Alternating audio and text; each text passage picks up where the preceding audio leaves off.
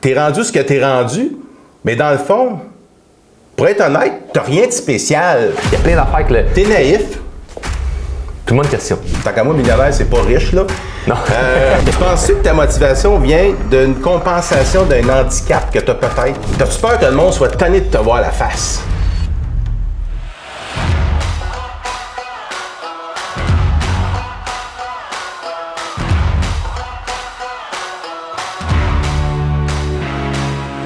Charles Côté, bienvenue à Financièrement Parlant. Tu parles d'un beau nom de podcast. T'aimes ça? J'adore ça. Des adverbes, ben toi aussi, dans le fond. Drôlement inspirant, financièrement parlant, moi j'adore ça. C'est un peu hasard, là, mais effectivement, je pense qu'il fallait qu'on se rencontre à un moment donné. Mais, tu sais, tout à l'heure, je m'emmenais, puis j'avais un petit stress, parce que t'as beaucoup de monde qui te suivent. Fait que forcément, là, ça fait beaucoup de monde qui me regarde, moi aussi. Là, je me dis, moi, ça veut rien dire, ça. La popularité, je la veux pas. mais toi, tu l'as déjà dit souvent que tu la voulais, cette popularité-là, pour faire de l'impact. Puis ici, j'ai un petit document, mais je ne vais pas lire à la ligne, mais qui est Charles Côté? Parce qu'il y a des gens qui ont mon âge ou l'âge de ton mononcle Gaétan. Hein? T'as l'âge d'être mononcle Gaétan, toi. Moi, je pourrais être ton mononcle Gaétan facilement, mais j'ai pas cette l'attitude. Non, c'était pas le comportement qui va avec, là.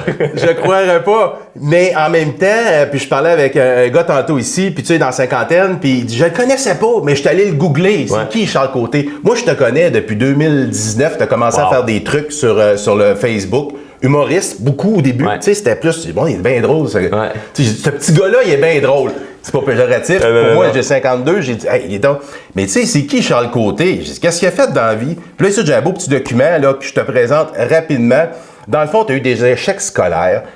Tu as travaillé à la ferme, t'es parti, t'es revenu. Tu as travaillé dans un concessionnaire auto, t'es parti, t'es revenu. Puis là, moi, tu sais, même s'il n'y a pas 25 ans d'histoire avant d'arriver à ce qu'on se rencontre, moi, ça me dit que tu as une méchante résilience, méchante belle résilience. Parce que tu as eu énormément d'échecs, il te rebondit tout le temps. Donc, tu avais ça en dedans de toi. Tu avais probablement ça naturellement. La croissance personnelle m'a aidé beaucoup, là, ça. Là. C'est ça, parce que tu as commencé à lire des livres, puis là, ça te dit ici, tu sais, les riches américains, le rêve américain, l'aigle, tu sais, la liberté, ça t'intéressait, ça? Ouais. Tu lisais des livres de riches américains. Tu as lu probablement Zig Ziglar ou là, je te demanderai pas les livres qui t'ont inspiré puis tout ça. Parce que c'est rendu dans chaque podcast que je vois, tout le monde me dit, là, je te le dis, je te demanderai pas tes 3 livres préférés. Ben, pour mettre en contexte les gens, j'ai dit que je détestais cette question-là, c'est quoi tes livres préférés? Ben ça change tout le temps. Mais c'est un running, je vais l'agacer avec ça. Tu as parti ton entreprise de drôlement inspirant. Mais tu sais, tu dis ça à mon oncle Gaétan, lui, on parle d'entreprise drôlement inspirant. Une PME au Québec, drôlement inspirant. Il fabrique quoi? C'est quoi? Un haut l'usine. Ah ouais. J'ai pas vu de pancarte sur la rue. Il n'y a pas de pignon sur rue. C'est pas concret. Ouais. Donc, ta résilience a été jusque-là, parce que quand tu disais à ta gang, ta famille, ou pas, je me pars là-dedans. Ouais. Je m'en vais YouTuber, ou je m'en vais. Tu sais, au début, c'était pas clair, ta démarche. Les gens vont amener ça à influenceur, mais là, c'est ouais. T'es-tu un influenceur? Ben, moi, je pense que non, mais ça dépend comment on attribue ça. Il y a des gens qui, juste parce que tu es sur le web et que tu gagnes ton argent grâce au web, en une certaine partie, tu es un influenceur. Ouais. Moi, je vois beaucoup plus comme un entrepreneur qu'un influenceur. Mais t'influences quand même. Mais j'influence. On prend dans le mot. Mais en même temps, mettez-moi là-dedans. T'sais, moi, je me considère comme un entrepreneur, mais si vous voulez dire influenceur, dites influenceur, je fais rien avec ça. Tu es un entrepreneur, tu as des employés, c'est pour ça qu'on parle de PME. Tu n'es pas un travailleur autonome là, qui décide de faire ses affaires dans son sol. Tu as des employés. Une quinzaine. Tu n'es pas un cheap non plus. Donc, ça coûte tant. Tu as une équipe ici avec toi. Monsieur est descendu de l'extérieur pour venir tourner ici. Je t'ai fourni un tournage. Écoute, moi, je t'ai fourni le studio. Mais tu sais, c'est signe que tu vas pas lésigner sur des détails pour avoir toujours quelque chose, ça coche. Puis en même temps, pour avoir écouté beaucoup de tes podcasts, qui sont en passant excellents, mais aussi selon le rating, t'es deuxième en dessous de Joe Rogan. Est-ce que j'ai compris ça au Canada? J'ai été. Pour dire les vraies choses, c'est que je suis souvent dans des hauts palmarès parce qu'il existe des catégories de podcasts. Fait que, mettons, toi, tu parles d'argent, fait qu'ils vont te mettre dans une catégorie finance. Moi, je suis dans la catégorie développement personnel. Fait que là-dedans, je suis tout le temps dans les tops en francophonie. Même aux États-Unis, je suis souvent, pas aux États-Unis, en Amérique du Nord, on va dire comme ça, je suis souvent dans les tops. Mais j'ai été pendant un certain temps en deuxième position sur Spotify au Canada, juste en bas de Joe Rogan. Mais là, je suis plus, je redescends, ça remonte sur le fond. Je peux pas dire je suis deuxième parce que c'était ça, là, un bout, là, ça a changé. Mais tu as arrêté 2 mois aussi. Tu as un petit problème de gorge, un problème assez important. Peut-être qu'on reviendra à ça. Mais dans ta démarche, à l'âge que tu as, la résilience que tu as eue, parce que tu as vécu plein d'échecs malgré ton jeune âge, tu peux quand même dire, tu en as eu des échecs, puis tu aurais pu dire, on abandonne ça. Puis là, aujourd'hui, ben, tu es rendu ce que tu es rendu, mais dans le fond, pour être honnête, tu n'as rien de spécial. T'as rien de, je veux dire...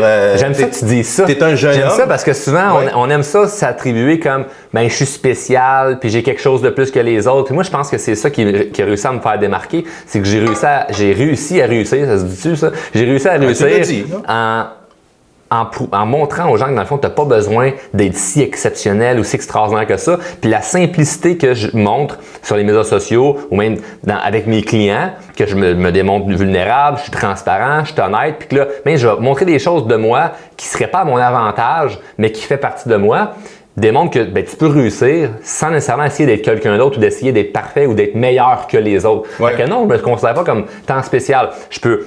Par contre, je peux être unique, mais ça, tout le monde est unique.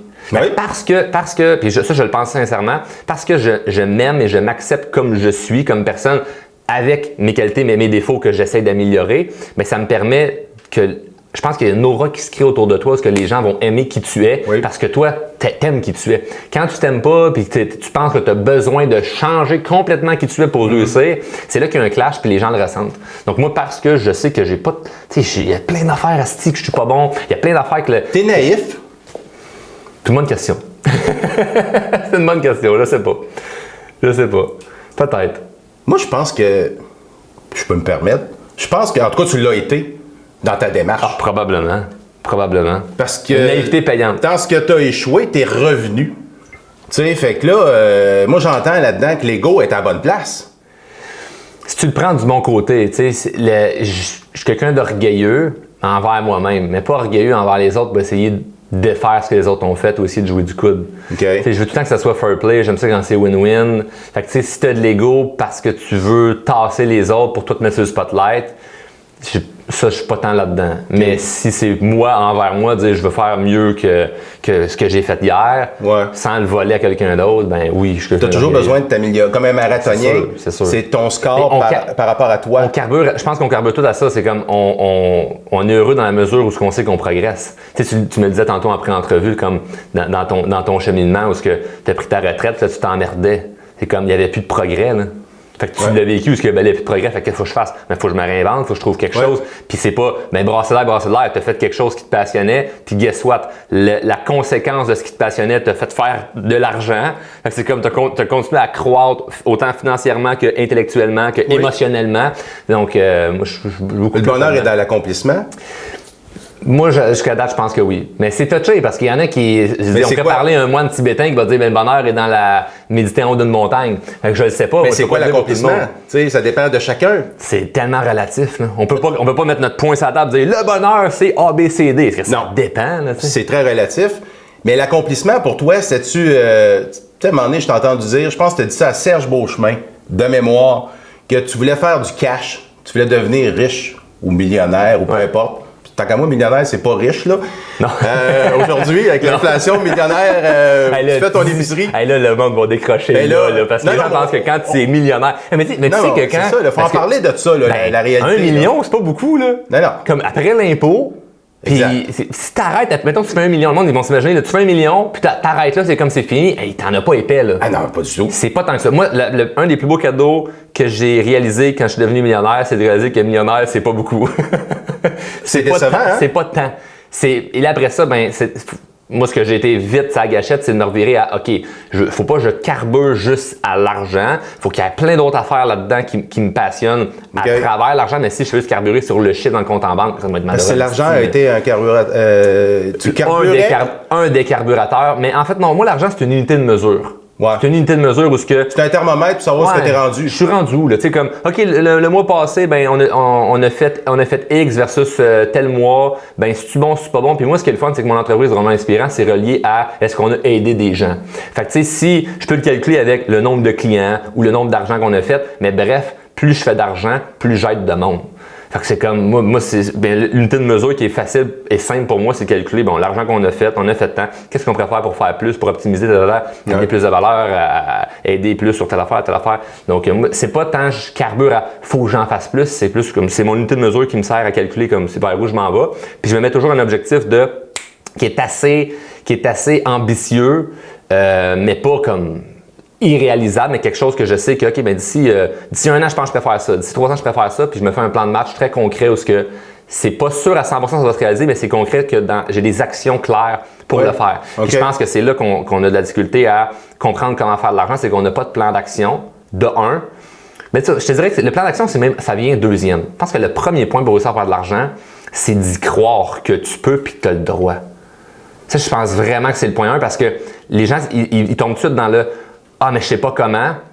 Puis ils s'arrêtent à « Mais moi, je pourrais pas parce que… » Ils sont pas prêts. Puis ils sont pas prêts. Puis là, c'est même plus une question d'argent. Moi, j'ai plusieurs formations là, où on a aidé des gens à faire de l'argent, puis on parle même pas d'argent. On va parler de croyance limitante, on va parler de communication, parler de confiance en soi, on va parler d'un paquet de patentes où ça n'a pas rapport avec l'argent, mais que ça, si tu règles ça, tu vas être capable d'attirer de l'argent. Puis c'est pas tangible, puis c'est ça que je pense que les gens qui jugent un peu le développement personnel ou qu'est-ce que je fais ne comprennent pas, puis ils vont dire « Ah ben là, c'est ça, c'est juste pour l'argent ou c'est juste ça, c'est juste ça. » Faut être avant d'avoir. Ben c'est clair.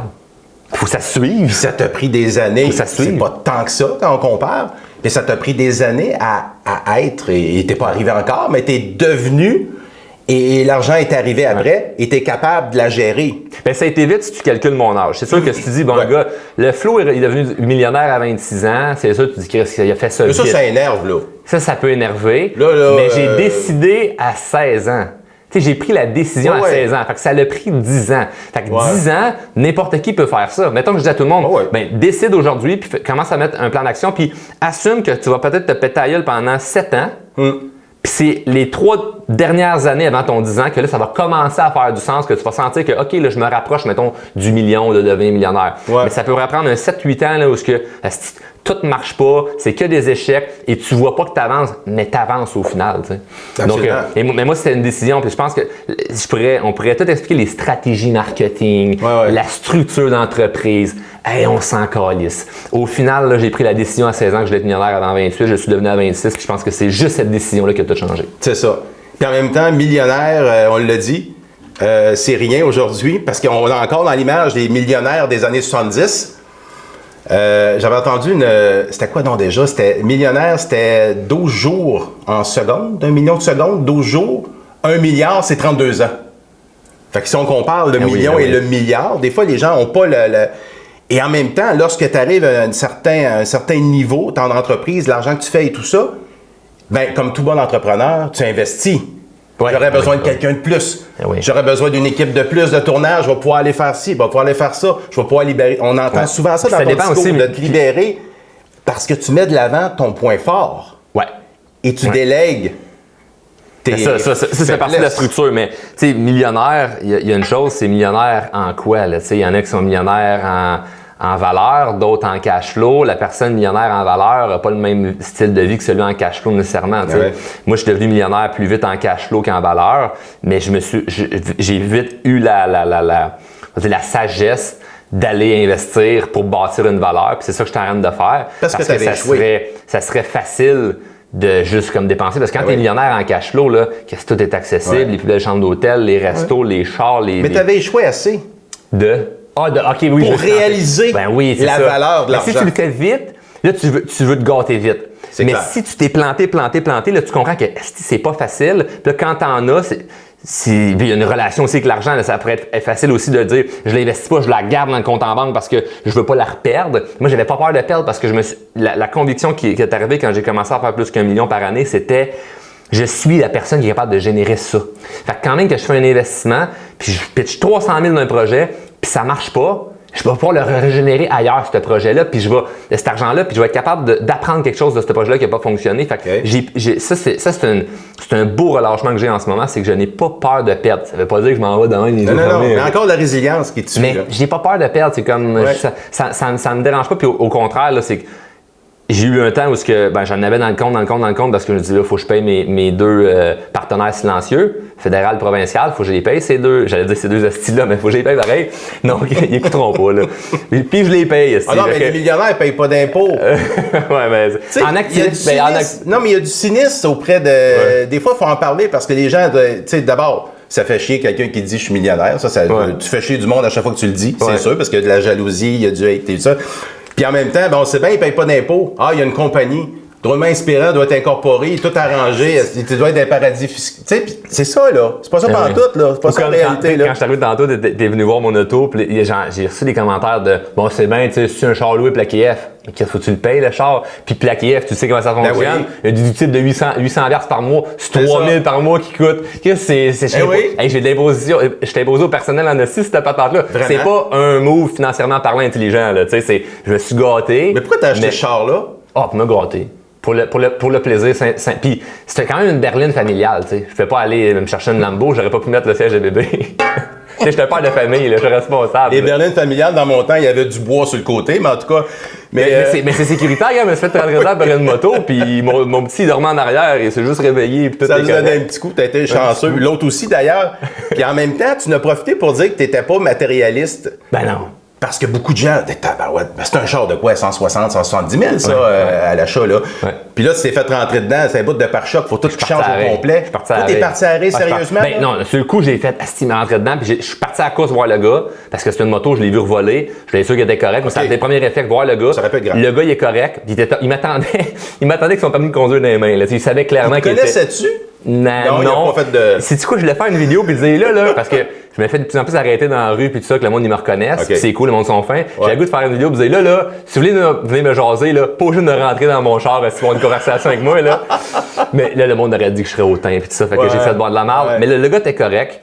Puis après ça, je suis reparti à la course voir dans la voiture si, pas si, je suis allé dans la voiture pour sortir mon gars puis ma blonde, pour les mettre sur le terre-plein. Pour être sûr, pour pas qu'il reste dans la voiture. Ah oui? Parce que ça à 20, ça passe, puis tout ça. Fait que je l'ai mis sur le terre-plein, puis c'était comme un terre-plein de 5 pieds de haut. Fait que je l'ai mis là qu'il soit en sécurité, puis après ça, on a appelé la police. Puis pendant que la police était là avec le gars en moto, je vais faire des vidéos parce qu'il faut que ça se paye ce bumper-là, faut que je le rentabilise. Là. Fait que on va faire une vidéo, ça va faire parler. La vidéo sur TikTok est rendue pas loin de 400 000 vues. Ouais. Fait que, tu sais, ça fait jaser. S'il y a du monde qui réussit à me connaître grâce à cette vidéo-là, puis que dans 5 ans, ils deviennent mes clients, mais ça aurait été un bumper payant. Toi, tu ramènes tout à ton avantage. Ouais. T'es pas égocentrique. Je te sens pas comme ça. Ben on l'est tous un petit peu. Mais la ligne est pas loin. La ligne est pas loin. Parce que tu te montres, tu te mets de l'avant. Contrairement à moi, je veux faire des podcasts confidentiels quasiment parce qu'en même temps, ça m'énerve d'avoir trop de monde. C'est drôle à dire, je cherche pas ça. Là, je suis avec un gars qui cherche vraiment ça. Je le sais. C'est un clash, hein? Fait que là, c'est ça. Moi, je me sors de ma zone de confort, pareil, là, en t'interviewant. Puis en même temps, tu m'intrigues comme personnalité parce que j'ai dit, il n'est pas égocentrique. Tu as une bonne intelligence émotionnelle, ça s'entend. Oui. Parce que tu sais exactement ce que les gens ressentent quand toi tu parles. Mais ça s'étudie, ça. Ça s'étudie. Puis l'intelligence émotionnelle, c'est sûr qu'on peut avoir dans le cours d'école à 10 ans. T'étais quel genre de petit cul à 10 ans? T'avais pas confiance en toi? J'avais pas confiance en moi, mais j'avais une bonne intuition au niveau des émotions. Tu sais, j'étais capable de ressentir certaines choses. Puis je pense qu'il y a beaucoup de gens qui l'ont, ça, mais ils l'étouffent en pensant que c'est pas tant bon. Tu sais, ils vont dire, ah non, mais j'ai eu un feeling là-dessus. Puis vu que c'est pas assez tangible, ils étouffent ça. Ou à un moment donné, leur feeling, ils suivent leur feeling sur quelque chose. Puis là, ça marche pas. Puis ils pensent que là, faut plus que je m'écoute, faut plus que j'écoute ma petite voix, ça fonctionnera pas. Fait que là, ils retombent plus du côté rationnel. Mais moi, je me souviens, j'avais fait un cours de catéchèse. Je suis le seul, j'ai un frère et une sœur, puis je suis le seul des 3 enfants qui a fait tous ses cours complets. Tu sais, moi, le matin, je peux me marier dans l'église, j'ai tout fait mes affaires. Ça, c'est le cahier avec le poisson, là? Il y avait pas ça, c'est dessus? Non, moi, j'étais à l'église direct, là, que j'allais là, au village. Là, OK. Moi, j'en avais à l'école, mais j'en avais aussi le soir. T'étais pratiquant chez vous, là? C'était pas de temps, je pense que mes parents faisaient ça pour faire plaisir à la grand-mère, ou tu sais, ou je sais pas, j'ai aucune idée. Puis la prof de catéchèse avait dit à ma mère, il va falloir qu'il recommence son année de catéchèse dans ma télé. Simonac, et déjà que les profs veulent qu'il recommence ses années à l'école, pourquoi il faut qu'il recommence sa catéchèse? Elle dit, mais il n'y a pas la foi. Puis là, la foi, elle dit, pourquoi vous dites ça? Elle dit, bien, remets tout en question. Puis ma mère, elle dit, ben, c'est parce que c'est ça. C'est comme au niveau de la spiritualité, là, c'est à peu près ça. Là. C'est comme de remettre des choses en question. Mais moi, parce que j'étais pas les bras croisés, c'est de la merde. Je posais des questions, pour comprendre. Ça, tu me dis, il a marché sur l'eau, il a fait ci, fait ça. Moi, j'étais un enfant, je veux comprendre. Ouais. Comme rationalise-moi telle affaire. Puis je comprenais que l'adulte était beaucoup dans le, ben c'est le même. Et à partir de ces petits moments-là où je voyais que les adultes, au final, n'avaient pas raison. Puis quand tu es enfant, souvent, tu penses que les adultes ont raison sur tout. Ah oui. Et moi, jeune, j'ai vite toi, tu challengeais l'autorité, là. Ouais, puis j'ai vite senti que finalement, ils n'avaient pas raison, ils ne savaient pas ce qu'ils disaient. Puis c'était juste faut le faire parce que c'est le même. Puis ça, j'ai commencé à cerner ça vite, mais je ne fais pas te le vulgariser comme je te le dis en ce moment. Ouais. Ça prend des années à digérer. Mais je sentais quelque chose de... différent. On est tous uniques, là, tu sais.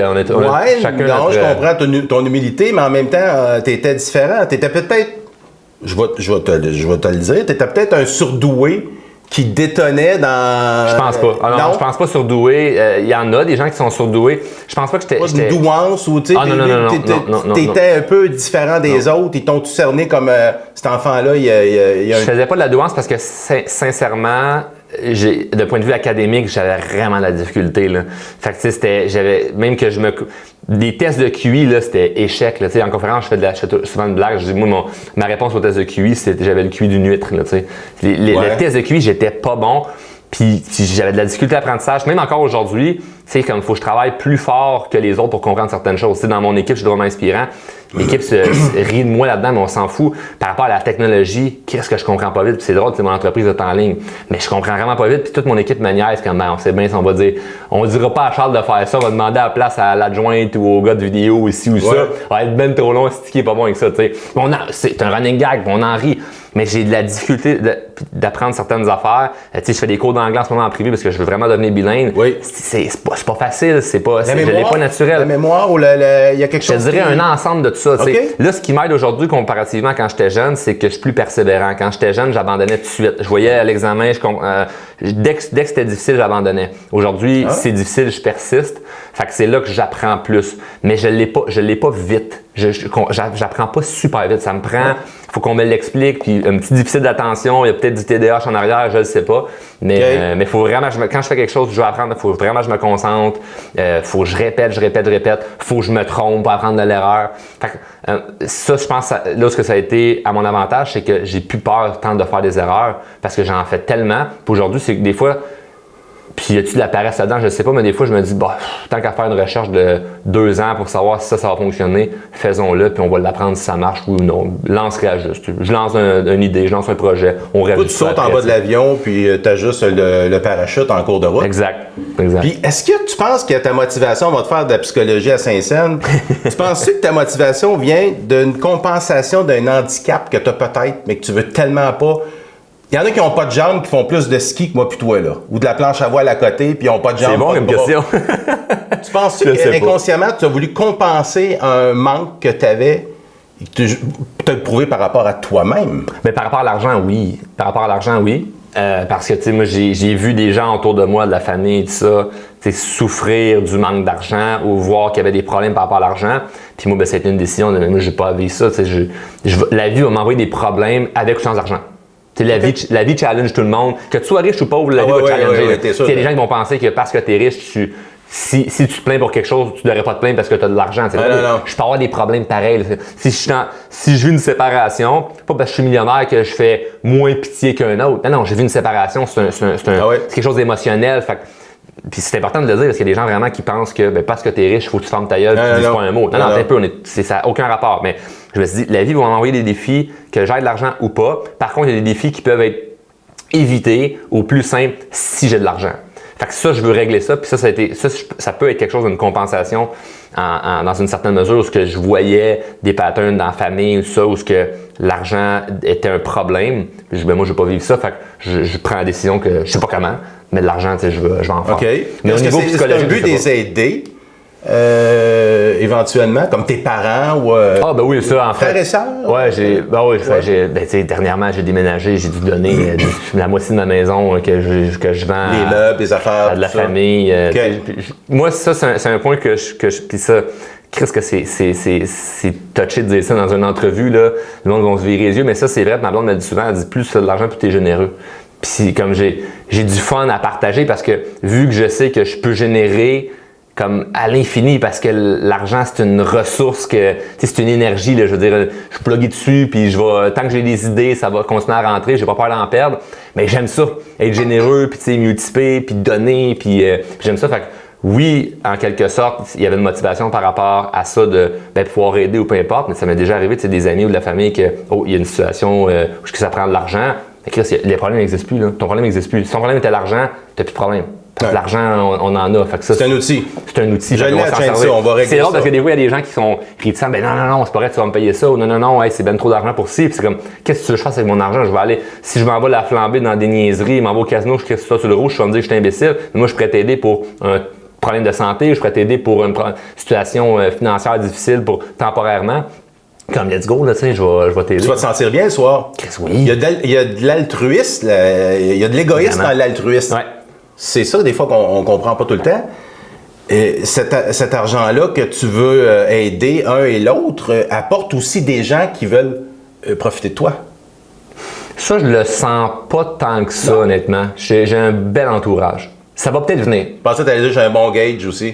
Tu sais, profiter d'aller sur ton bateau ou d'aller. Je vais être avec Charles, je vais passer l'après-midi avec, ça va être hot. J'ai une belle chance, c'est que je suis bien entouré au niveau de mon équipe. Fait qu'il y a un fil, tu le sais, quand tu as fait la demande pour avoir l'entrevue, puis tout ça, tu as parlé du monde de mon équipe, puis tout ça, puis on s'est parlé comme tout à l'heure quand je suis arrivé. Fait qu'il y a une grosse gate à l'entrée pour avoir accès à Drôlement Inspirant, puis c'est pas parce que t'es un peu, si je suis important, c'est juste que mon temps et mon attention vaut cher parce que j'ai décidé que ça valait cher, puis parce que je réponds à tout le monde qui m'envoie des demandes, ça finira plus. Fait que la personne qui dit « Hey, Big, j'en ai sur ton bateau », mais ça passe pas à gate, tu comprends? C'est comme ça, c'est arrêté par quelque... Fait que le monde n'a pas accès à me parler directement pour être profiteur de moi.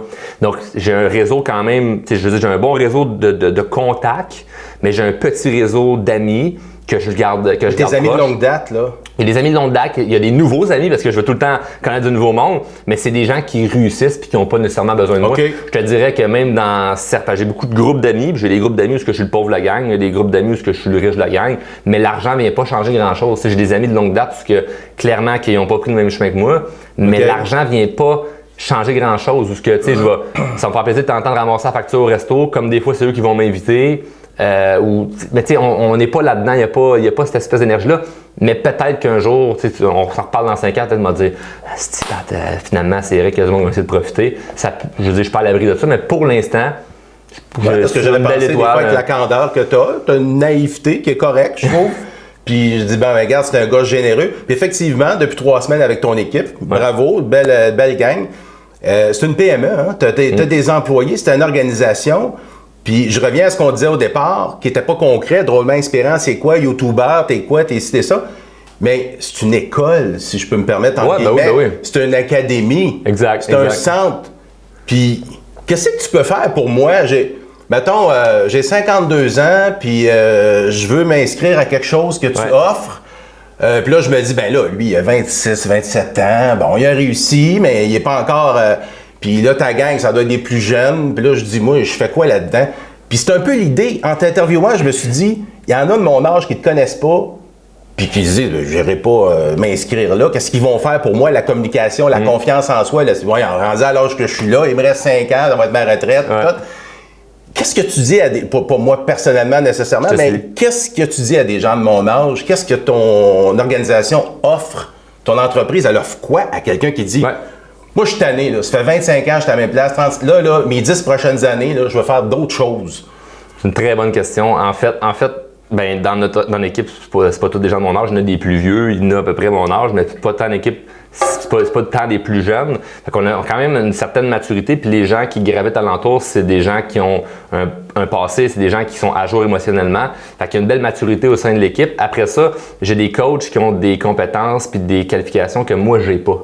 Fait que on peut régler des problèmes très spécifiques chez certaines personnes, mais on passe ces gens en entrevue. Fait que oui, on a 2-3 formations sur notre site web. Le monde, ils vont là, mettre le carte de crédit, ils achètent, puis merci, bonsoir. Il y a des vidéos, puis ça vient de s'éteindre. Puis il y a une vidéo qui va dire c'est c'est quoi la formation, tu écoutes les vidéos, tu mets en application, puis c'est un coup, by c'est fini, yourself, t'as accès à l'autre, puis un coup, c'est fini, t'as accès à l'autre, puis tu passes à travers, puis t'as le certificat à la fin. T'as pas de certificat, parce que... Non, mais il reste que c'est une première démarche que quelqu'un peut faire sans même parler à qui que ce soit, dans le fond. Oui, ça se fait, mais je pousse quand même beaucoup les gens à parler à notre équipe parce que des fois, on va leur dire « Non, achète-le pas ». Parce que ça sert à rien que tu nous donnes 500 ou 1000 ou 2000 pièces si c'est pas le bon produit pour toi. Fait que nous autres, on a un service qui est gratuit. Fait que mettons, toi, t'arrives, tu dis, ben moi, j'ai le goût d'apprendre à mieux communiquer, puis je sens que quelque chose de la confiance, ça pourrait peut-être m'aider.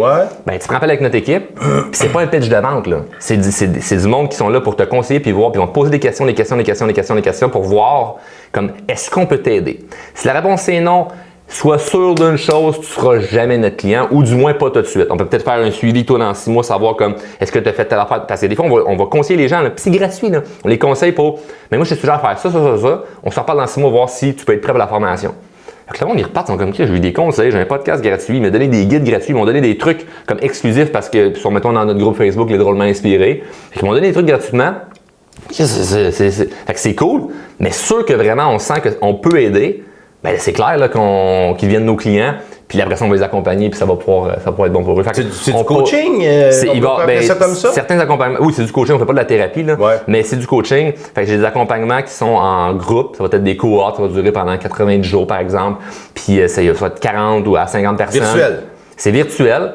On fait ça par Zoom, fait que on fait des groupes, fait que comme ça fait en sorte que c'est des gens qui peuvent se rencontrer dans la vraie vie par la suite, parce que les gens, ils veulent être entourés il y a une camaraderie, une collégialité, là, les drôlement inspirés se retrouvent finalement dans un meet-up, là. Oui, comment t'appelles ça, là?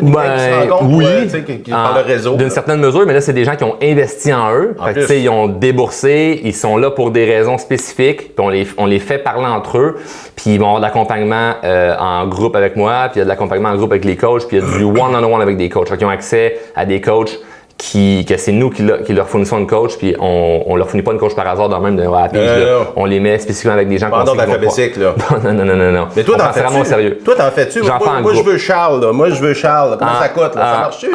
En ce moment, ben, ça s'en vient. J'en ai fait dans le passé. Je ne vais pas te dire non parce que je veux que ça soit intangible, là. Mais oui, c'est des choses qui vont revenir. J'en faisais plus en groupe parce que, je vais être bien avec toi, la demande elle a explosé, puis même à 1000, 2000, 3000 pièces de l'heure, mais le chiffre que tu veux, je pourrais en faire illimité, mais tu sais, il n'y a pas de structure. Puis moi, ce que je trouve qui est encore mieux, parce qu'accompagner quelqu'un 1 à 1, payé à l'heure, c'est pas pareil que dans un programme de formation où il y a des étapes, puis il y a des trucs à faire. C'est ça. Puis là, par-dessus ça, tu peux ajouter du coaching.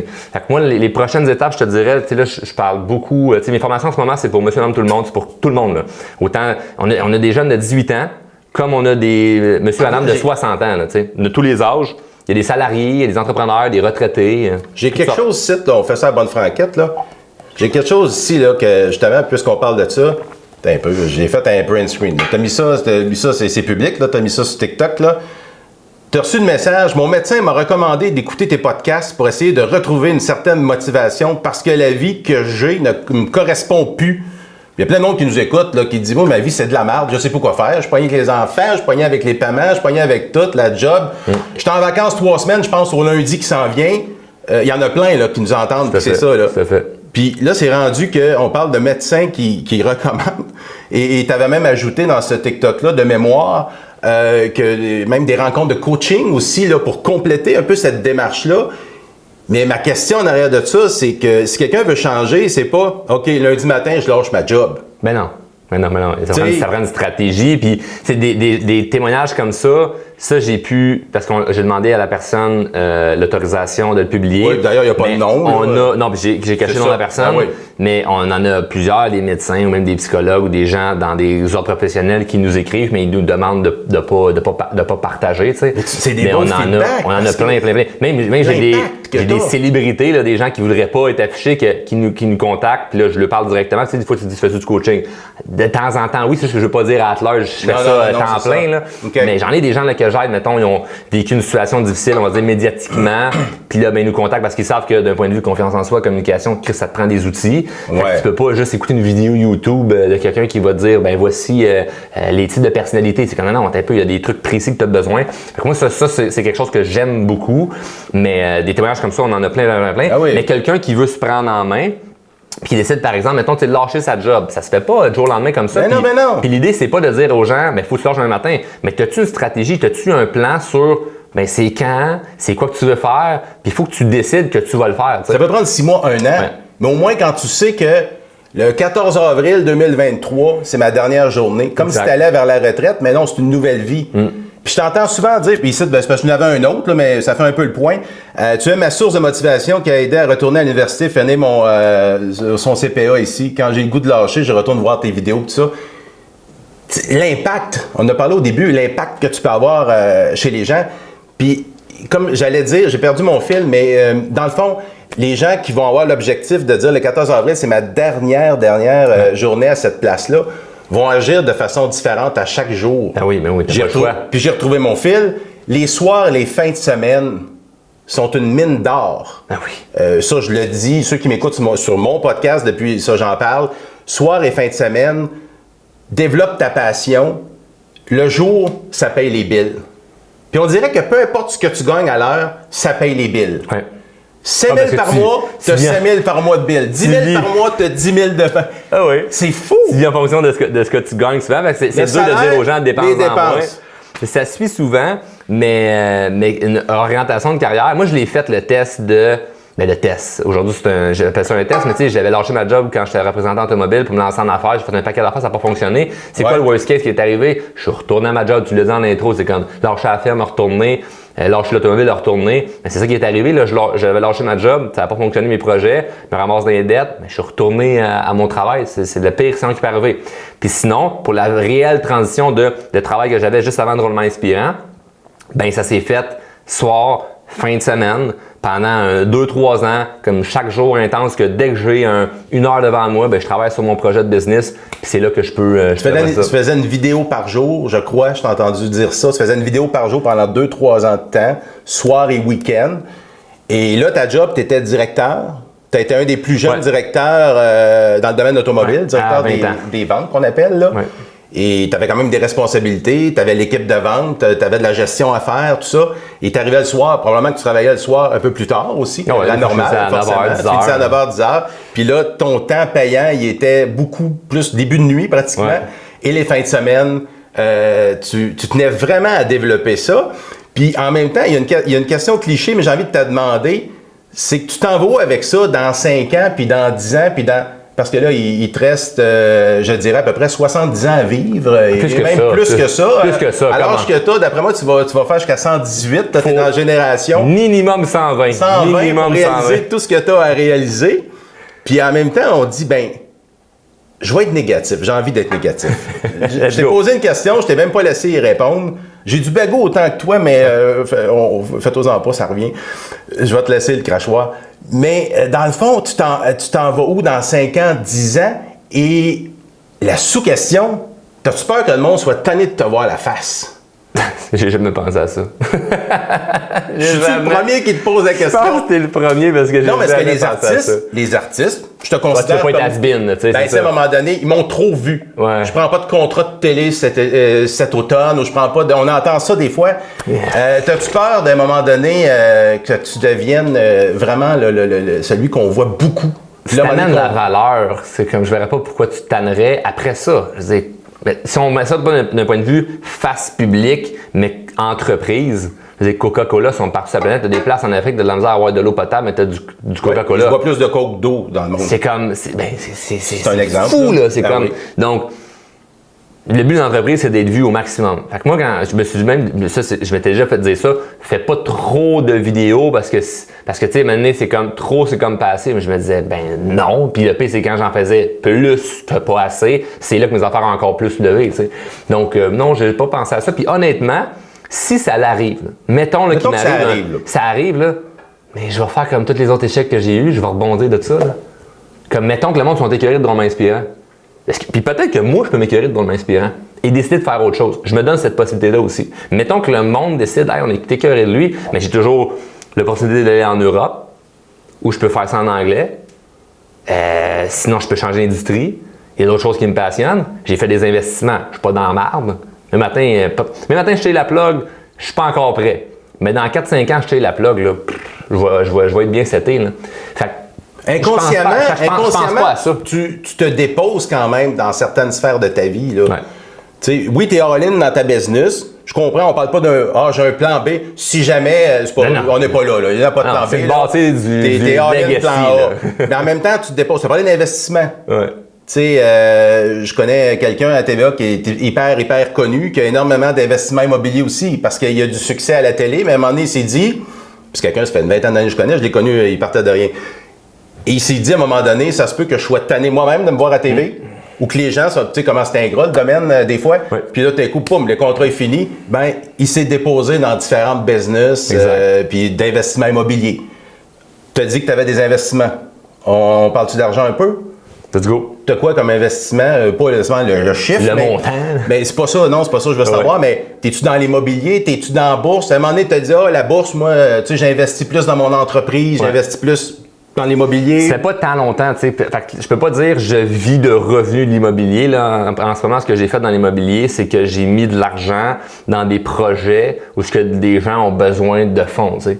Donc, c'est pas moi qui gère des projets. T'es embarqué dans un consortium, t'es embarqué dans un groupe. Je trouve des partenaires qui sont bons, qui ont de l'expérience, des gens qui ont. Puis même, je vais même jusqu'à des gens qui n'ont pas nécessairement besoin de moi, mais que vu qu'on a une relation d'amitié / affaires, ils ont le goût que j'embarque dans un projet. Puis c'est comme, on a besoin de X montant, puis t'aurais tant de %, puis let's go, on fait le projet. Fait que je suis pas encore rendu à avoir mes billes de tout ça, mais là, de ce temps-là, j'en pitch, puis je trouve ça le fun. Sinon, j'en ai aussi un peu à la bourse. Là, dernièrement. T'aimes ça, la bourse? Bon, dernièrement, c'est un petit peu plus difficile. En ce moment, moyen, là. Mais non, ça m'excite pas tant que ça. C'est ça, je pensais que ça t'excite pas. J'en mets parce que fallait que j'en place, puis je trouve que c'est mieux que ce soit là dans le compte de banque. Ouais. Mais je me suis vraiment plus concentré à réinvestir dans ma business parce que plus j'investis dans ma propre compagnie, je veux dire, le rendement était vraiment meilleur. C'est juste que là, avec le rendement, il faut que tu fasses quelque chose. Fait que j'ai été un petit bout à travailler à, mais dans quoi, je lance ça dans quoi cet argent-là, là, tu sais. Ouais, c'est ça. Mais avec on va dire une naïveté, comme tu dis, de ben si je le perds, que si tu veux que ça fasse, je vais le refaire ailleurs. J'ai vraiment cette conviction-là de je vais le refaire à quelque part d'autre, mais je ne vais pas établir aussi avec l'argent, je vais l'investir. Puis il faut que j'aille un bon feeling, il faut que ça vienne me vibrer. C'est comme là, je ne vais pas trop en parler de ça parce que c'est pas concret encore, mais j'ai un projet immobilier que je viens d'investir.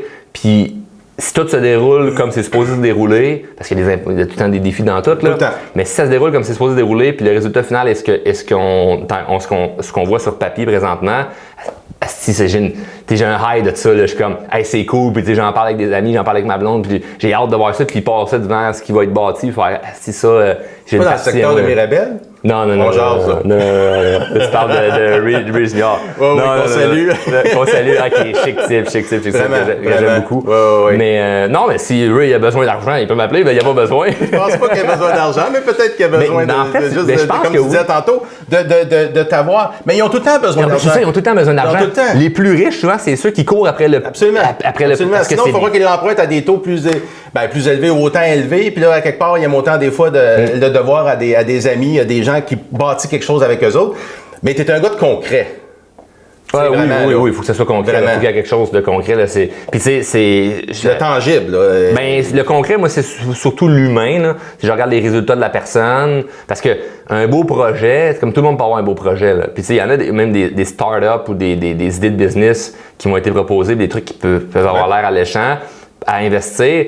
Puis là, souvent, c'est que je me rendais compte qu'il fallait peut-être plus que... Je me disais, ben là, il va falloir quasiment que je sois plus actionnaire, actif de la compagnie pour que ça marche. Genre, je les aide avec mes médias sociaux, je les aide avec des stratégies marketing. Puis j'avais pas goût de me lancer là-dedans. Ben, je me disais, bon, non, mais là, si on fait X montant, que c'était le temps que j'ai mis là pour faire ça, je vais le mettre dans mon expérience, que j'ai déjà du fun, mes opérations sont déjà bien rodées. Fait que ça m'intéressait moins. Fait que j'ai pas tant investi dans des compagnies à date où ce que je fais juste mettre de l'argent puis ils sont capables de partir avec ça, mais on s'en fait proposer quand même pas mal. Parce que, tu sais, vu que je parle d'argent, c'est toi qui ouvre ça, là. Ouais, mais c'est des belles opportunités parce que, tu sais, comme, j'ai pas de problème de staff ou d'embaucher des gens ou de pénurie parce que je parle de l'équipe de Drôlement Inspirant, je parle que j'ai une entreprise. Fait que juste aujourd'hui, on a reçu 4-5 personnes qui nous ont écrit, puis ça, c'est ce que j'ai vu, là. C'est pas ce que tous les autres réseaux, nos adjoints répondent, là. Mais j'ai vu 4-5 messages de gens qui cherchaient un job. Mais c'est parce que je parle de l'entreprise, je parle qu'on a des postes, puis fait que ça, il y a de l'abondance là-dedans. Vu que je parle d'argent d'investissement, il y en a des gens qui viennent m'aborder pour investir dans des projets. Fait que là, ça veut pas dire que je fais ça chaque semaine. Mais un moment donné, moi j'avais dit ça un moment donné à ma conjointe, j'avais dit, moi je suis sûr là, que mon premier milliard, là, je le ferai pas avec ma business, je vais le faire avec la business d'un jeune. Là. Je vais m'avoir inspiré quand il va avoir 13-14 ans. Là. Puis là, lui, il va avoir 35, il va avoir une idée, là, style le nouveau Amazon. Là. Je disais n'importe quoi. Là. Puis moi, m'investir là-dedans parce qu'on va penser à moi, puis c'est ça qui va. OK. Puis tu sais, je spécule en disant ça, mais pour le reste, j'y crois en me disant, ben tu sais, de un, je fais du bien aux gens qui le veulent bien entendre mon message. Fait que j'inspire des gens. Tu sais, il y a des gens là, que je les ai aidés, pas aidés moi-même en le voulant, mais tu sais, comme sans le savoir, les aider à se lancer en affaires, puis qu'à un moment donné, ils vont tout avoir besoin de financement pour quelque chose, puis ils vont venir sonner chez nous, puis ça va être du win-win pour les deux. Fait que vu que je parle d'investissement, ben ça m'amène des opportunités. Juste là, de dire ça présentement, il y a sûrement un entrepreneur qui écoute puis il se dit hey, moi, j'ai un projet qui peut être intéressant pour Charles, puis qui va m'écrire, puis ça va être ce projet-là que je vais faire. Mais t'es ouvert. Et je suis très ouvert. T'es ouvert, c'est ça. Ouais. C'est que ta business actuelle était quand même, sans que tu le veuilles, est devenu un véhicule pour amener d'autres opportunités, forcément. Parce qu'à la base, je suis un entrepreneur. Tu développes à la base, des relations avec des gens intéressants. T'sais, quelqu'un qui n'est pas intéressant, ça ne va pas chercher une formation chez vous. Non. Tu sais, à quelque part, non, mais au fond de moi, je suis entrepreneur et j'adorais le développement personnel, j'adore le coaching. Puis j'ai fait du coaching, j'ai vu que j'avais un Christi de talent là-dedans parce que je suis vraiment bon. Là, en one-on-one avec quelqu'un, là, je décortique très, très, très bien des trucs au niveau de la psychologie. Je suis très fort là-dedans. Fait que j'en ai fait une entreprise, mais en dehors de cette entreprise-là, j'aime l'entrepreneuriat, fait que c'est fun d'avoir d'autres opportunités. Fait que quand on parle de projet immobilier, ben je suis intéressé puis je suis content de faire partie des réunions, de conventions d'actionnaires ou peu importe pour savoir qu'est-ce qu'on va faire, puis comment ça fonctionne. Fait que je suis curieux là-dedans, mais comme je t'ai dit, je comprends pas vite, mais avec le temps, j'en apprends de plus en plus. Ben moi, je trouve que t'es assez vite. Mais hey, j'ai pas le goût de finir ça tout de suite, parce que j'ai comme plein d'affaires. On a du temps encore. Je veux j'ai pas entendu beaucoup parler de ça.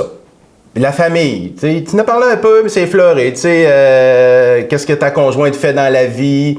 Je sais que tu as un jeune enfant, tu as une maison, tu as acheté une nouvelle maison parce que tu avais ta première maison à 21 ans. Loué. Je vends puis là, je loue.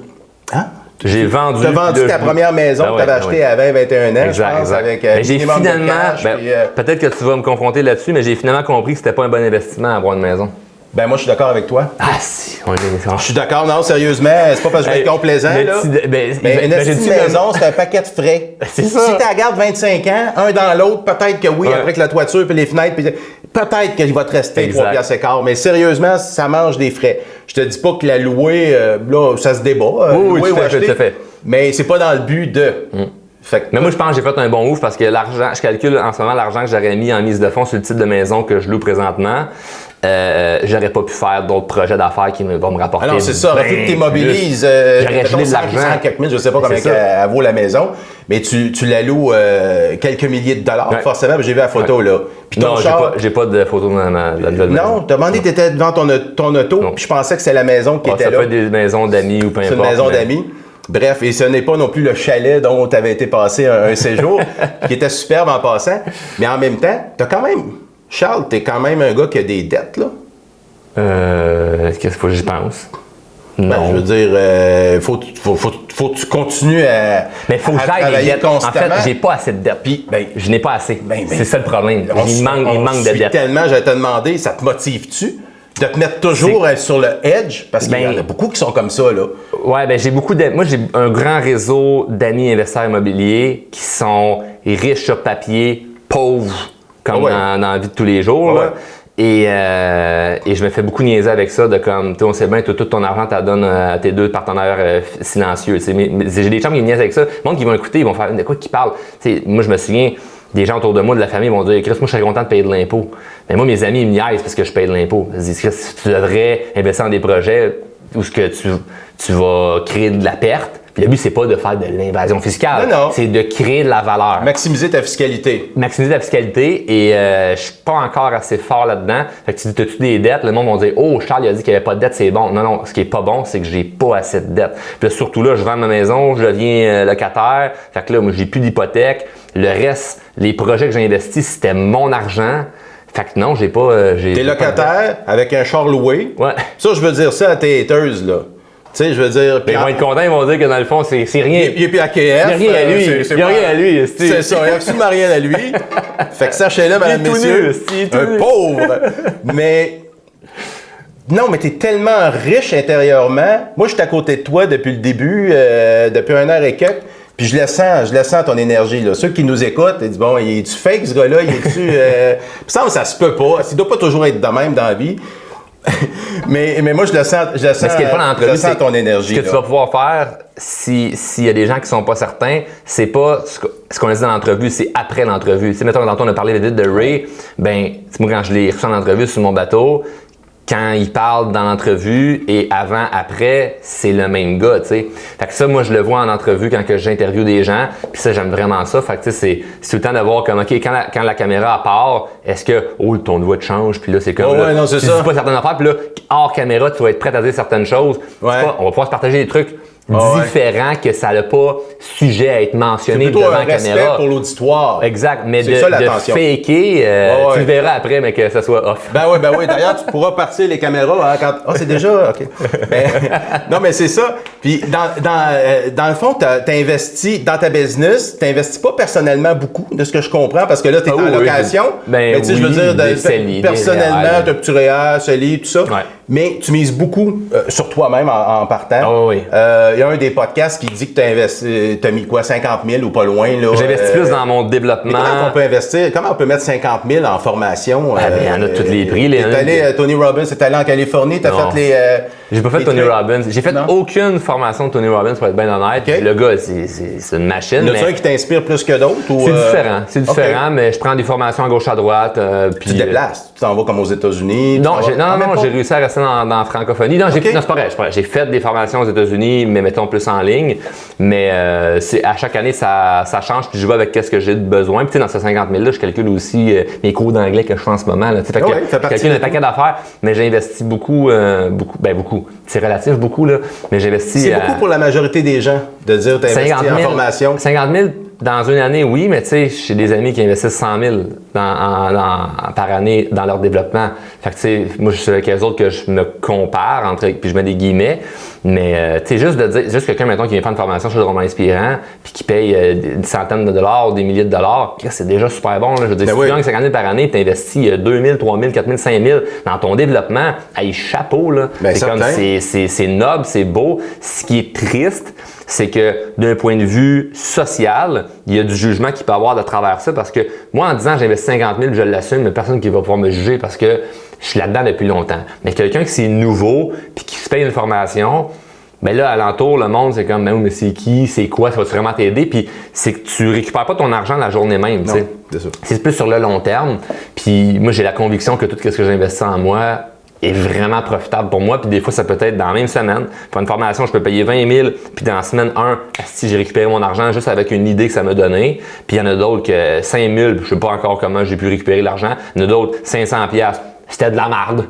Parce qu'il y en a qui sont pas bonnes non plus, là, tu sais. Tu fais des tests, là, dans le fond. Fait que, mais non, mais j'ai un bon feeling par rapport à quelqu'un, par rapport à un sujet. Je vais aller m'informer, je vais payer parce que sinon, je peux me perdre dans YouTube puis Google à l'infini, puis des livres à 20$. Mais tes amis te recommandent aussi telle formation. Exact. Parce que, disons-le, plus tu montes dans la hiérarchie de réussite plus tu es tout seul, à un moment donné aussi. Il y a ça aussi qui est touché, c'est que c'est là où je suis rendu en termes entrepreneurial, c'est de réussir à rentrer en contact avec des gens qui ont réussi à un autre niveau où je veux être inconfortable dans la pièce, tu sais. Je parlais de ça dernièrement avec un ami. Je dis là, je veux être la personne qui est inconfortable financièrement ou est-ce que c'est comme je suis le petit là, de la gang. Là. Ou est-ce que c'est parce que là, souvent, quand je parle avec des gens, ils sont impressionnés ou sont contents parce qu'ils se disent hey, c'est le fun ce que tu as réussi, tout ça. Mais j'ai le goût de parler avec des gens que si pour eux autres, ce que j'ai fait, c'est rien. Juste pour me challenger de comme OK, là, faut pas que je prenne ça pour acquis. Parce que quand j'étais jeune, puis mettons à 18 ans, puis j'avais rencontré quelqu'un qui gagnait, on va dire, 200 000 par année, mais j'en faisais 30, ça m'impressionnait. Là. Puis pas m'impressionnait de genre voir si c'est une bonne personne, ça m'impressionnait de comment il pense, parce que faut que je réussisse à penser comme cette personne-là d'un point de vue financier. On sépare chaque chose. Le gars peut être un trou de cul en relation amoureuse. Je prendrai pas ça, mais je vais prendre sa tête d'un point de vue, m'emprunter son cerveau d'un point de vue financier. Mais là, il faut que je trouve des gens qui sont entre guillemets un peu dans mon industrie ou qui ont une façon de penser un peu similaire à la mienne, mais qui ont du chemin d'avance sur moi. Qui vont te faire, j'allais dire qu'ils vont te faire grandir. C'est peut-être pas le bon exemple, mais dans ton cas. Mais qui vont me faire grandir. Non, mais ils vont me faire grandir, oui. Mais des fois, c'est ça, c'est que là, puis après ça, ça vient toucher expliquer parce que c'est sûr que quelqu'un qui gagne 50, 60, 70 000 par année à salaire puis qui pense pas gagner plus, il comprend pas comment de te coller à quelqu'un qui fait des millions va te faire grandir. Mais c'est vraiment beaucoup plus philosophique, voire même spirituel. Il y a une magie là-dedans. Quand tu es entrepreneur, OK? Je peux pas parler pour les gens qui sont à salaire, je peux pas parler pour eux. Quand tu es entrepreneur, tu te colles avec des gens qui font plus d'argent, il y a une magie qui s'installe de ce que tu te mets à penser différemment. Et juste, ça vient t'ouvrir l'esprit de « OK, ça, c'est possible ». Il y a des gens que j'ai rencontrés qui font 10-15 millions par année avec leur entreprise, en chiffre d'affaires, là, pas personnel, mais en chiffre d'affaires. Puis je parle avec les autres, puis je fais il n'y a rien de plus que moi. Il y a juste 20 ans d'expérience de plus. Ouais, c'est ça. Et ça vient me motiver de c'est possible. Fait que vu que dans mon cerveau, ça devient possible, mais qu'est-ce que je vais faire? Des actions cohérentes avec cette énergie-là de c'est possible. Fait que c'est pour ça que tantôt, quand je disais au début, la première étape, je pense, c'est juste mon opinion, c'est pas une vérité, c'est juste mon opinion. Une des premières étapes, je pense, pour faire de l'argent, c'est de croire que tu le mérites, puis tu peux, puis que c'est possible. Fait que moi, quand je rencontre quelqu'un qui fait une couple de millions de plus par année dans son entreprise que moi, mais puis que la personne, je l'apprécie en tant qu'humain, puis que je sens que comparaison humain à humain, entrepreneur à entrepreneur, il n'y a rien de plus que moi, ça me motive, ça me dit comme, OK, mais là, encore une fois, c'est une unité de mesure. C'est pas une compétition de faut choix par-dessus, on le sait meilleur. Des fois, quand quelqu'un est à notre niveau ou pas, puis des fois, ça n'a rien à voir. Ça peut être quelqu'un qui fait 30 000, puis tu dis, il m'apporte quelque chose. Mais oui, c'est ça, là, on parle d'argent. Moi, j'ai un ami qui reste dans le bois, qui a tout lâché, qui reste dans le bois, qui se promène en babouche.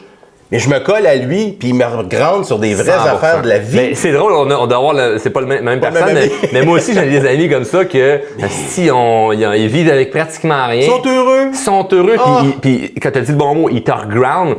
Fait que tu sais, je ne recherche pas, je te parlais d'un point de vue formation, là, tu sais, je ne recherche pas à avoir des amis qui font de l'argent. C'est complètement différent. Mais je veux pas des gens qui sont pauvres mentalement.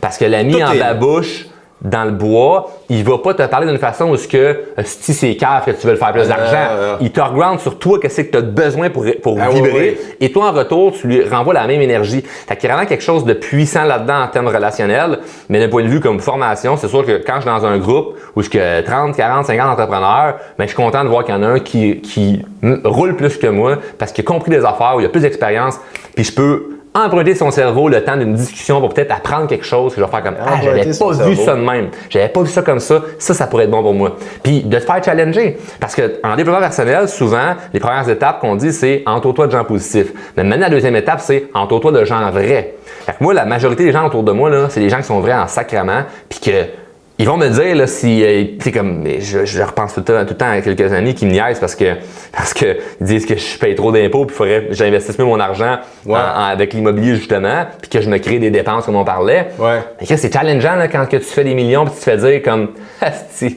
tu pitches tout au gouvernement, t'as rien compris.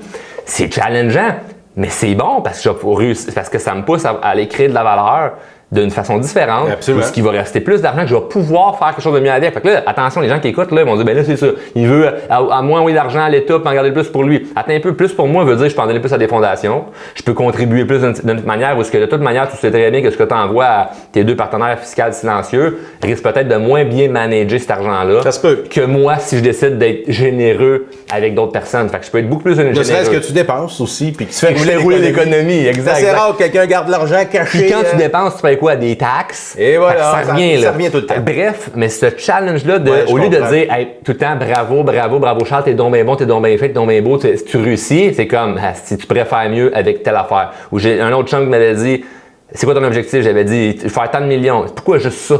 Puis j'étais là, qu'est-ce qu'il dit ça? Juste ça, c'est comme faut. Puis ça me remettait en question, c'est vrai, je vais peut-être viser plus haut. Puis, fait que des gens qui me challengent comme ça, on parle encore une fois, c'est un podcast, c'est financièrement parlant, on parle argent. Ça, je trouve ça le fun d'un point de vue fiscal. Parce que toi, tu challenges les gens aussi sur tes podcasts. Ben oui. Tu le mentionnes, écoute pas ça. Écoute pas ça parce que si ça te fait tilter, écoute pas le podcast, tu vas capoter. Je t'avertis, faut que je t'avertisse. Là, le système est pas fait pour que tu deviennes riche ou des affaires, des vérités. Tu challenges les autres, puis qu'il n'y a pas tant de monde que ça qui te challenge. Mais ce podcast-là, c'est drôle, ça s'appelle, le titre, c'est Devenir riche. C'est récent. C'est Devenir riche, c'est l'épisode 111. Et la façon que je pense... Non, j'ai plus d'eau. La façon que je pense, ça fait 10 ans que je pense de la même manière par rapport à l'argent. Là, ça a évolué en termes de conscience et d'être capable de bien véhiculer le message, mais je l'ai pigé très, très, très vite de comment le système pouvait fonctionner puis qu'on se faisait un peu comme embrouiller le cerveau avec tout ça. Et avant de parler d'argent, j'attendais d'être millionnaire. C'est pour ça que présentement, j'en parle un peu plus. Mais avant, quand j'en parlais, je me sentais imposteur, je me disais que tu peux pas commencer à parler d'argent. Même si tu comprends le système, tu peux pas t'en parler parce que si on te dit ouvre tes comptes, ouvre-moi tes livres, c'est pas très cohérent. À la fin, tu te dis Charles, je pense que tu m'as bullshité, ouvre-moi tes livres. I'm more than happy de te montrer mes livres. Il y en a plein qui ne montraient pas leurs livres, là, on s'entend dessus. C'est ça. Mais moi, je serais très heureux parce que même, je fais une vidéo TikTok pour dire voici le paiement de mon char, ça coûte ça, c'est ça le prix, ça. Puis là, je me suis fait détester, j'ai dit, faut pas montrer comment ça coûte. Ouais, mais tu me challenges à la même affaire. Puis le podcast 111, Devenir riche, les gens qui ont écouté au complet, le podcast ont adoré. Je n'ai pas vu, là. J'ai pas de critiques négatives sur les gens qui ont écouté au complet parce qu'il y a des nuances, c'est bien expliqué, je suis fier de ce podcast-là. Mais les bouts coupés, si les bouts coupés sur TikTok, Instagram, ben là, le monde, là, ils sont pas d'accord avec moi. C'est ça qui amène du reach pareil. Ça amène du reach, c'est bon, mais des fois, je trouve ça dommage parce que je me dis, Chris, allez écouter le podcast au complet. Oui, c'est coupé d'une minute, là, le monde va. Parce que je disais dans un des extraits, échanger ton temps contre de l'argent, c'est pas une bonne chose. Et là, tout le monde est en crise en disant, tes employés changent leur temps contre de l'argent, toi aussi, mais juste à un autre niveau. Ouais. C'est comme, je le sais, je le dis dans l'épisode, mais c'est parce que là, on a pris 1 minute à 20 minutes et je nuance à 32 minutes. Va l'écouter au lieu de chialer sur une vidéo. Ouais. Ça, des fois, ça. Mais il faut apprendre à gérer ça. Quand tu dis à Nicole, shut the fuck up. Shut the fuck up, Nicole. Hey, aujourd'hui, Nicole qui est un personnage. Qui est un personnage. Pas personne. Mais ouais, je disais en début de podcast, tu sais, le monde qui dit l'argent n'est pas le bonheur, ok, shut the fuck up, Nicole. Puis c'est drôle parce que tout le monde me parle de ça, puis mon équipe aujourd'hui, ils m'ont dit là, Charles, faut qu'on fasse des chandails, shut the fuck up, Nicole. En merch, j'ai dit non, on fera pas ça, là, mais. Je trouve que c'est une bonne idée. Ça pourrait être drôle, mais. Je trouve que c'est une bonne idée. Je veux pas mais au fond de moi, je suis un bon gars, je veux pas offenser les Nicole. Ouais, t'es un bon gars, mais en même temps, t'en as de la hate, là. Puis comment tu vis avec ça? Ah, bien. De mieux en mieux ou bien? Non, pas de mieux en mieux, très bien, parce que je suis détaché de ça. Moi, le jugement, j'en parle beaucoup parce que c'est quelque chose qui m'a longtemps accroché. Puis je comprends pourquoi on est accroché à ça. Puis là, ça pourrait être un autre épisode qui pourrait durer comme 1 heure. Mais de toute façon, si les gens, quelqu'un qui écoute et a de la difficulté avec le jugement des autres, comme écoutez mon podcast, j'en parle beaucoup. Mais bref, les premières fois que j'ai reçu du hate, je me suis vite tourner vers des gens qui pouvaient m'aider d'un point de vue, pas dire psychologique, là, mais de me faire coacher par rapport à ma réaction avec ça à l'intérieur de moi pour comprendre de pourquoi ça me dérange. Pas que ça me dérangeait, mais je voulais prendre précaution. Parce que, tu sais, ce que je vis en ce moment, là, je suis pas surpris de vivre ça parce que je le visualise depuis tellement longtemps. C'est il y a 5 ans, je disais à ma blonde, un jour, tout le monde va me connaître, tu vas voir, là, on se promène dans la rue, on va nous reconnaître pour des bonnes raisons. Guess what? Aujourd'hui, c'est arrivé. Fait que, de me faire détester, je savais que ça allait arriver. Mais quand ça a commencé, là, les premiers messages de hate, genre sur Facebook, on va dire 2015 ou 2016, tout de suite, je parlais avec des gens autour de moi qui pouvaient peut-être me donner des outils pour comment me développer à travers ça, puis de toujours rester à jour là-dedans. Le jugement qui est le plus dur, je trouve, à surmonter, c'est le jugement familial. Quand ça vient de la famille, ça, c'est plus dur parce qu'on les aime vraiment. Des haters en ligne, tu les connais pas. Fait que là, ça dépend vraiment de ton niveau de conscience, je crois. Quand même, mais moi, j'ai été plus longtemps attaché au jugement familial qu'au jugement d'inconnus parce que la réalité, c'est que dans la vie de tous les jours, quand je me promène dans la rue, je les vois pas, ces gens-là. Tous les gens, tu sais, tantôt en m'en venant, il y a une vanne qui a des enfants, puis des enfants, des ados, là, ils klaxonnaient, ils m'envoyaient tout content. Débarque le char, à prendre un café, il y a du monde dans le parking, hey, salut, Romain Inspirant, c'est fun de ton podcast. Fait que je me fais aborder chaque jour de ma vie, depuis quelques mois, on va dire 1 an. Depuis ton auto aussi, c'est sûr que c'est là. Ça a l'aspect marketing quand même. Ah, 100%. Puis j'ai mis une plaque en avant de Romain Inspirant, fait que le monde, ils peuvent reconnaître. Mais l'idée là-dedans, c'est que je savais que j'allais vivre ça parce que tous les gens qui brassent des trucs, ça vient avec. Fait, en préparation, on va dire mentale, je suis allé me former pour être capable de bien gérer ça. Et aujourd'hui, quand je lis un mauvais commentaire, dépendamment de mon niveau d'énergie, parce que ça dépend chaque jour. Si tu me pognes un moment où je suis hyper fatigué, j'ai une mauvaise journée, puis là, je lis un commentaire qui vient me chercher émotionnellement, là, c'est sûr là, que je peux avoir une réaction. Mais, de règle générale, à 90% du temps, je lis ça et je sais que la personne, au fond, c'est pas une mauvaise personne. La personne, d'un point de vue, elle, émotionnel, n'a pas réfléchi, elle a juste, écrit quelque chose pour sortir comme l'émotion qu'elle avait. On dit c'est de la haine, mais des fois, c'est même pas de la haine, c'est juste comme c'est une émotion que la personne a sortie. Elle a écrit ça. Fait que la personne n'est pas méchante, la personne est plutôt maladroite. Fait que j'ai de l'empathie pour la personne. En même temps, je me dis, la personne, si elle prend du temps à écrire quelque chose de méchant quand elle connaît pas, elle n'est pas dans une bonne position dans la vie. Là. Même si la personne se dit, non, je m'en fous, c'est juste parce que j'ai le goût d'écrire. Au fond d'elle, il y a des choses qui ne sont pas réglées. Moi, je ne fais pas ça, donc en partant, j'ai un peu d'auteur là-dessus. C'est pas pour dire que je suis meilleur que toi. Mais quelqu'un qui réussit fait pas ça. Mais c'est ça, je trouve ça plat pour la personne. Et ça fait que ça, c'est en premier degré. Oui. Après ça, quand tu prends de la hauteur là-dessus, c'est comme si j'irais luncher avec la personne, probablement qu'on aurait des points en commun, des contacts en commun, parce que le monde est tellement petit. Fait que puis j'ai même déjà répondu à des gens qui m'insultaient. Tu te rends compte que peut-être que nos enfants vont à la même école, tu sais? Puis dans ce temps-là, même pas d'enfants, là, mais c'était juste pour faire... ça shake le monde de comme... C'est vrai, t'imagines, c'est comme on se croise en cours d'école, là. Toi, tu m'envoies chier, puis nos enfants, ils jouent ensemble dans le cours d'école. Les autres scènes, là. Mais j'aime-tu comment c'est pathétique, le comportement que tu as? Tout à fait. Fait que ça, il y a ça. Puis après ça, il y a plein de blessures émotionnelles qu'on peut avoir cumulées depuis notre enfance, que si ça, c'est pas réglé, mais c'est là que ça surgit.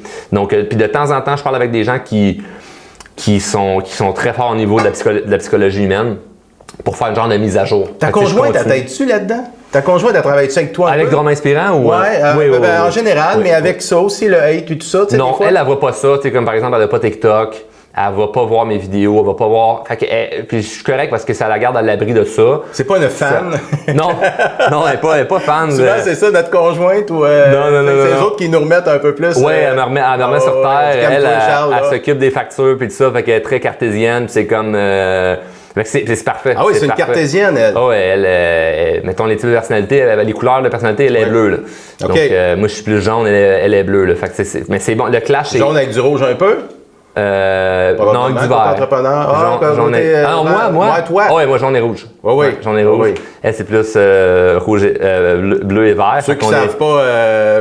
J'en parle en formation. Pas ceux qui ne savent pas leur couleur, mais ceux qui ne savent pas les définitions, ça se trouve assez bien, les différentes couleurs. Hey, en terminant, on est prêt c'est pas un concours d'endurance, mais je veux savoir ton opinion sur.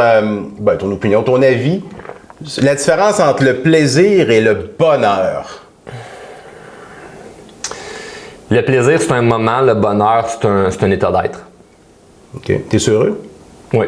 Ouais. Je me sens heureux. Par contre, je le dis souvent dans plusieurs entrevues, j'ai pas le bonheur facile. Oui, c'est ça. Fait qu'il faut... Puis ça, il y a une question de tempérament, puis après ça, il y a une question d'organisation. Parce que faut que... Tu sais, si je me laisserais aller, mettons, j'arrête de faire du développement personnel, je m'entraîne plus, je mange n'importe quelle cochonnerie qui était à la portée de main, je pense que je pourrais tomber. Puis je fonce plus vers mes rêves, j'ai plus d'objectifs.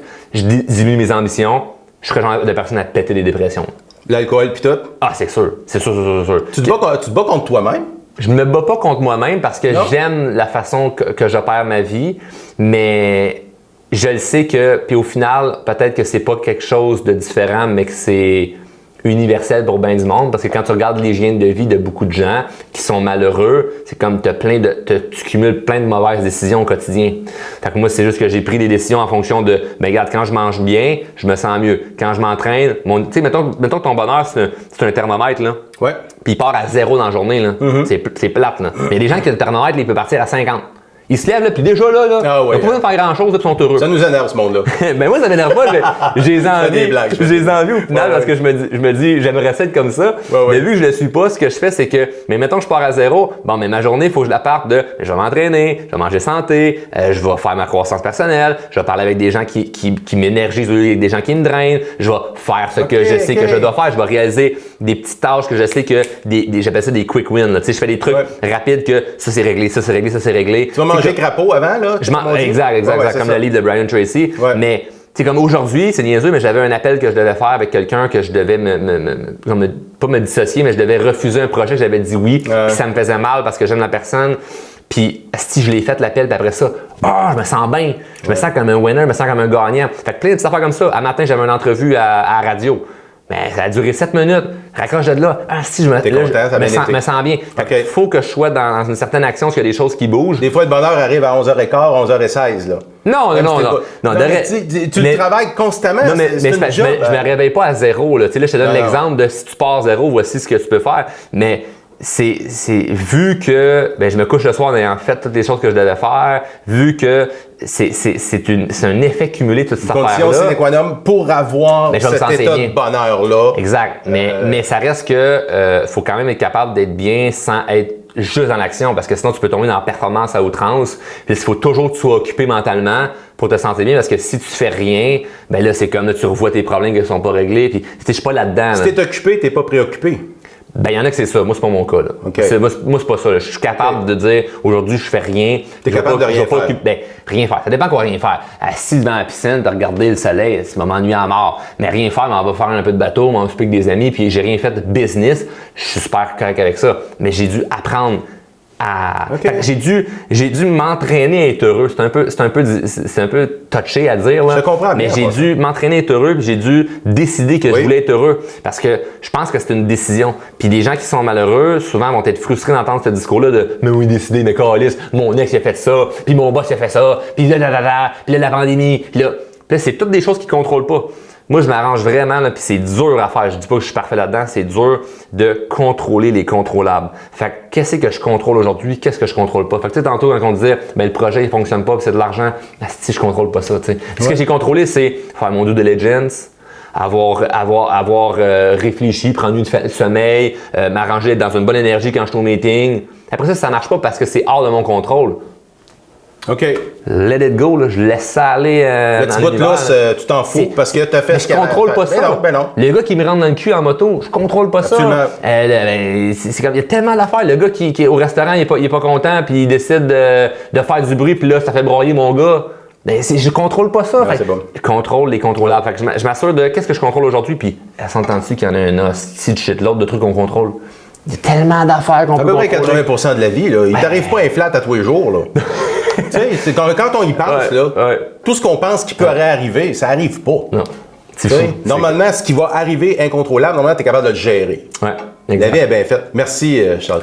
Merci à toi. C'était une belle discussion parce qu'honnêtement, il y a plein de sujets que j'avais pas parlé. Fait que tu as des exclusivités d'un paquet de trucs. Puis on est allé à quelque part de le fun, de voulu me challenger. Fait que c'est vraiment le fun. Puis au final, je pense qu'on s'entend bien sur bien des affaires. Je pense que oui, moi. Merci. Merci, Charles.